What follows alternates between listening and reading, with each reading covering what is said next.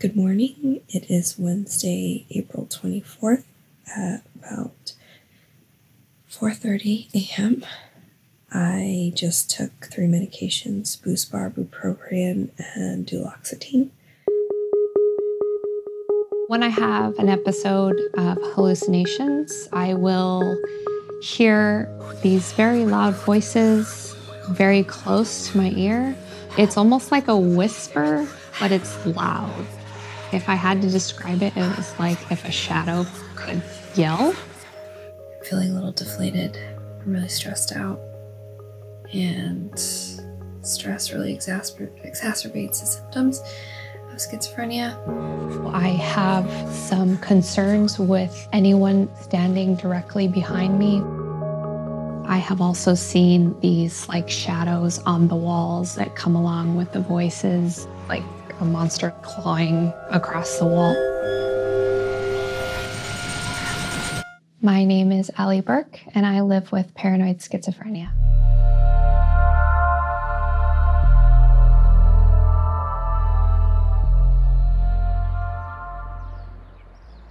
The mornings are hard, especially, during the week. I mean, it's hard for anyone to get up at 4 o'clock in the morning. Me having to take antipsychotic medication, it's really hard to get up. I set 5 alarms in the morning. And sometimes I still can't get up, and my dad will come in and be like, "Don't you have to go to work?" I am 32 years old, and I live with my dad. Paranoid schizophrenia is a brain disorder which can cause a multitude of symptoms. The way that it manifests with me is paranoia. I am afraid of being poisoned. So I have some concerns with, anyone standing directly behind me, being too close to me, and also leaving my drink down where I can't see it. So that is an everyday thing for me, even with medication. Some things that the medication has helped me with is the hallucinations, such as the voices and the shadows that I see. I do, on occasion, still hear voices. It's in a language that I can't understand, and there's another voice that tells me that I'm useless and worthless and not worth anything, and that I should just quit and give up everything that I do. So I take these 3 medications in the morning. There are 2 antidepressants and 1 anti-anxiety. Me being tired is definitely a side effect of the antipsychotic medication that I take at night. My boyfriend and I are going to see a movie today. This morning, before the movie, I'm going to work on some stuff. I'm the senior VP of a nonprofit organization. Stigma Fighters essentially is a platform to give people with mental illnesses a voice. I do work a lot for the day job, and then I have my writing stuff, and I'm working on a couple projects right now with a couple other people with schizophrenia, so it's a lot. It's a lot to do, and not enough time in the day.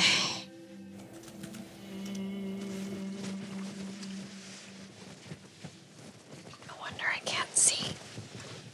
I never really realized as a child that there was something potentially wrong with me. I just thought that's one of those scary things that you have to deal with when you go to bed at night. The monsters come out, and that's really how I looked at it. Fast forward a little bit, I was in college, and I started hearing the voices while I was taking a test. And that was the first time I had ever heard them during the daytime. The next couple years were really difficult. They started getting worse and worse, and I started seeing these shadows around. So eventually I went to see a psychiatrist, and they prescribed me some medication, which would be many, many years of me trying different medications and trying to figure out what worked for me. That time, they diagnosed me with schizoaffective disorder, but a couple years later, they changed it to paranoid schizophrenia. It's very scary to know that at any time, something could happen where you're going to see something that maybe other people don't see, or you're going to hear something that other people don't hear. It's not 100% that I can predict that I'm going to have an episode today. It is going to happen sometimes. And that, I think, is just the nature of how the disorder affects me personally. But there are triggers that I have identified for myself, which includes like stress and feeling overwhelmed. I don't know how conclusive this is, but there's some information out there to suggest that smoking or vaping can reduce the side effects of antipsychotic medication. It keeps me calm, especially in high stress days. The internet has been very helpful in connecting with people with schizophrenia. A friend of mine found me on my Facebook page. He's an artist, and he actually made an illustration of me. These are the medications that I take. There's books there because he knows that I'm obsessed with reading. It was very difficult at first because I didn't have insurance. My first doctor was trying to work around that. And at the time, the medication that worked really well for me did not have a generic.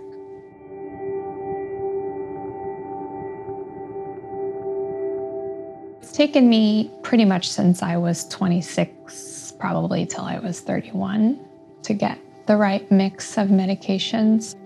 So these are the two medications I take at night. Zyprexa is the antipsychotic, and the Ambien is the sleeping pill.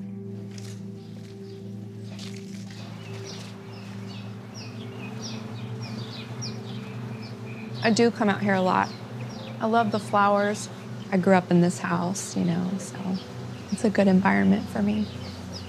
I have no idea what any of this stuff is, but it's all so beautiful, so I love it. Come here. Come on.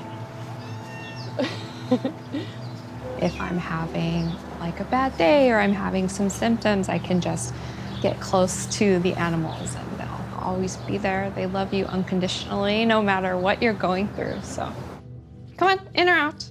In or out? Okay, pick one.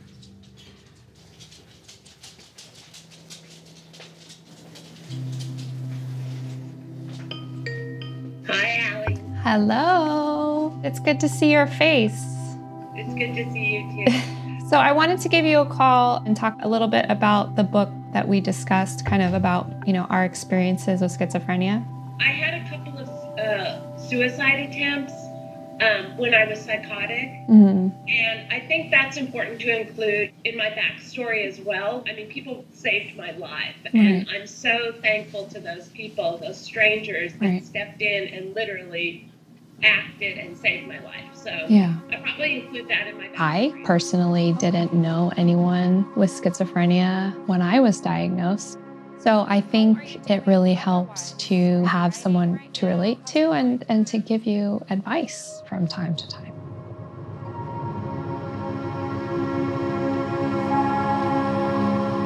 I'm going to my boyfriend's house. We were together for 2 years. We took some time apart because of how I was struggling with schizophrenia. He pays attention and kind of knows when I'm having a hard time, so he is amazing.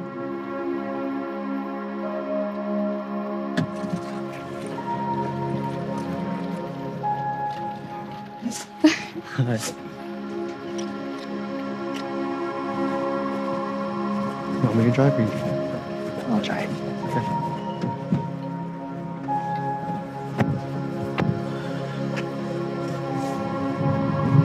That we've ever seen an Avenger movie together in the theater, have we?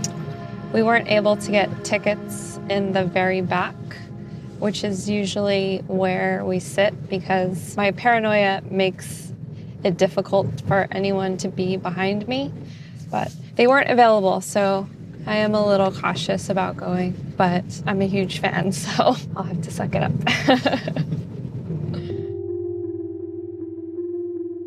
I was living with Delon. I was just really struggling with mental health.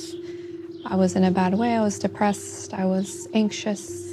I didn't feel as if I was in a position to support him in a relationship. So I said, I'm going to move in with my dad and see how that goes.